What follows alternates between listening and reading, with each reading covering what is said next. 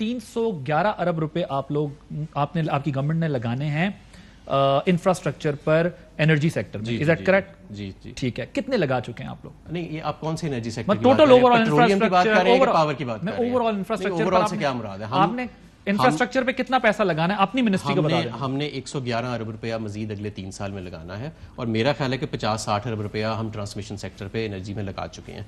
जब हम पावर में आए थे तो तकरीबन पाकिस्तान की एनर्जी ट्रांसमिशन की जो कैपेसिटी थी वो 20,800 मेगावाट थी, आज वो 24,500 मेगावाट है, और जब हम छोड़ के जाएंगे तो ये इंशाल्लाह 28,500 मेगावाट होगी, यानी कि तकरीबन 30 से 35% इसमें जंप आ चुकी होगी, और अगले 3 साल में 111 ये हम मुझे याद है अच्छी तरह, ख्वाजा आसिफ साहब पावर के मिनिस्टर थे, PMLN की गवर्नमेंट थी, पहला साल था, पहला महीना था, ब्रीफिंग के लिए मिनिस्ट्री में बुलाया गया, जर्नलिस्ट गए थे, हम सब गए थे।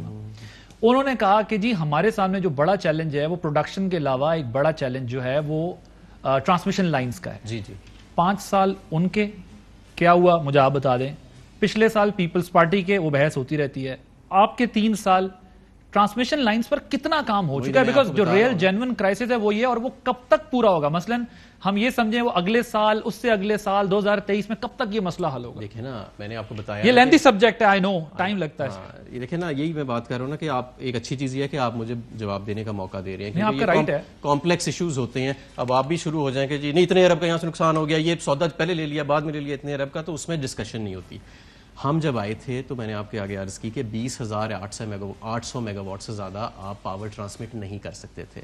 आज पाकिस्तान तहरीक इंसाफ की हुकूमत के 3 साल बाद आप 24,700 मेगावाट आपने इस गर्मियों के अंदर ट्रांसमिट किया है, और जब हम छोड़ के जाएंगे तो आप इंशाल्लाह 28,500 मेगावाट ट्रांसमिट कर रहे होंगे।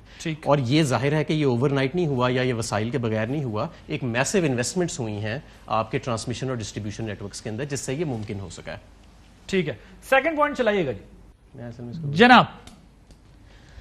अच्छा जी, पहली बात तो ये है कि ये साफ झूठ है कि हम 14 कार्गोज लेना चाहते थे। हम 14 कार्गोज ले सकते ही नहीं है कॉन्ट्रैक्ट के मुताबिक। हमारे कॉन्ट्रैक्ट की कैपेसिटी है 4.5 मिलियन टन पर एनम जो हम मुल्क के अंदर ला सकते हैं, और इसके अंदर भी हम 358 दिन हम ला सकते हैं, बाकी दिन मेंटेनेंस होती है, यानी आप 96% एफिशिएंसी पे चलते हैं। इसको जब आप डिवाइड करते हैं महीनों के साथ तो ये 12 कार्गोज बनते हैं टोटल महीने के।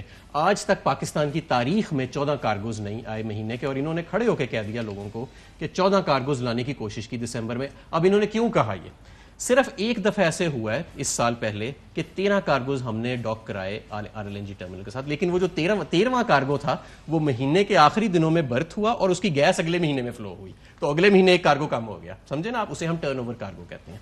नंबर 1 तो ये।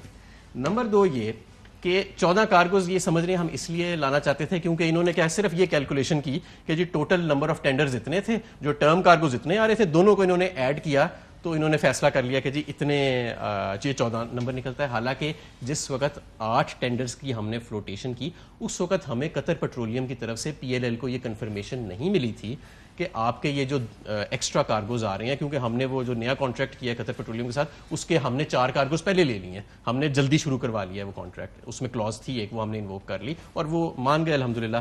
तो उस वक्त तक हमें ये कंफर्मेशन नहीं थी, लेकिन जब हमने वो 8 टेंडर कार्गोज फ्लोट किए तब भी हम 12 ही लाना चाहते थे, टारगेट हमारा 12 ही था और हमने 12 ही लाने थे, और वो उसकी वजह से अब तकरीबन कोई 10 के 11 आ रहे हैं, 10 के करीब आ रहे हैं दिसंबर के अंदर। तो इस वजह से आप कहते हैं कि झूठा प्रोपेगेंडा हो रहा है? बिल्कुल, देखें ना। चले मैं अब आपकी और इनकी जो डिबेट है मजीद उसमें नहीं जाता, वो आपकी इनकी लाइव डिबेट जो होनी है, क्योंकि उन्होंने जो चीजें रखी, I am thankful to you कि आपने इसके ऊपर रिस्पॉन्ड जरूर किया, इससे ये पता चला कि यू हैव आंसर्स, लेकिन मेरे पास आंसर्स नहीं है। मैं बल्कि ये चाहता हूं कि ये मेरे से 5 छोड़ के 10 सवाल पूछें, न्यूट्रल मॉडरेटर के साथ पूछें जितने मर्जी से, लेकिन मैं भी कुछ सवाल पूछना चाहता हूं। आपने 2 सवालों के जवाब देके बता दिया कि आप जवाब देना चाहते हैं, आपके पास जवाब है, लेकिन अब मैं आपसे आता हूं क्योंकि क्राइसिस जो है ना वो एग्जिस्ट करता है, इससे फर्क नहीं पड़ता मैं सहाफी हूं, आपसे सवाल करता रहूं, आप जवाब दे ना दें, आप दे ना दें, आप गवर्नमेंट है, मैं सहाफी हूं, मैं और आप लगे रहेंगे। लेकिन जो अवाम है ना वो जो जानना चाहते हैं वो ये जानना चाहते हैं, जिस तरह आपने बता दिया गैस की शॉर्टेज के ऊपर हमारी बात है। अब मुझे सिर्फ ये बता दें, मैंने क्योंकि ब्रेक लेनी है जरा, कि जो गवर्नमेंट की अपनी डिस्कोर्स हैं उसके ऊपर भी आप इन्वेस्टमेंट्स कर रहे हैं, तो कितनी इन्वेस्टमेंट कर चुके हैं और उससे आवाम को क्या रिलीफ मिलेगा? बिल्कुल ठीक।